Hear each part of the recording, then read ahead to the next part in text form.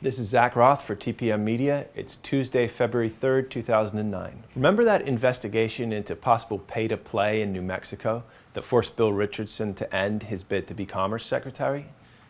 Well, it hasn't gone away. And it looks like it could now be focusing on a major national Democratic group. The main focus of the investigation is a company called CDR Financial Products, which in 2004 got a contract from New Mexico to manage the state's bond investments. Right around that time, it also contributed to several of Richardson's political organizations, and it contributed to the Democratic Governors Association. That's an organization of Democratic governors that often serves as a stepping stone for governors who have national aspirations, as Richardson did at the time. In 2004, he was the group's vice chair, and he then went on to be the chair in 2005 and 2006. Now, CDR is an interesting company. They've been under investigation in several states for possible bond scams, which have also involved some big-name Wall Street firms that have had to pay fines. But now it's come out that a bunch of other firms, in addition to CDR, also got contracts to help New Mexico manage its bonds and contributed to the Governors Association.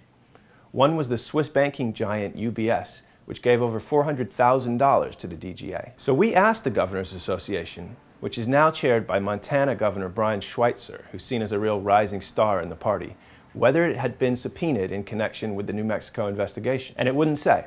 It said in a statement, the DGA does not make statements in regard to any particular investigations, which kind of made it sound like they're involved in a lot of investigations. Now, if it hadn't been subpoenaed, you'd kind of expect them to just say so outright.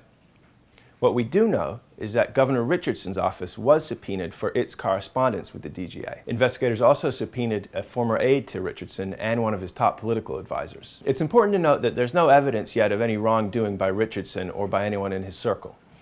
And it's also worth pointing out that the U.S. attorney in the case, whose name is Gregory Forat, is the guy who was brought in after the Bush administration had fired David Iglesias as the U.S. attorney for that district because he wasn't willing to pursue politically motivated prosecutions of Democrats. Although Forat himself is generally regarded as a pretty straight arrow. So if there was any wrongdoing, it sounds like we should find out sooner or later. And given the trouble that Obama's nominees have been running into lately, it's probably just as well that Richardson didn't take that Commerce Secretary job. This is Zach Roth for TPM Media, and we'll talk to you tomorrow.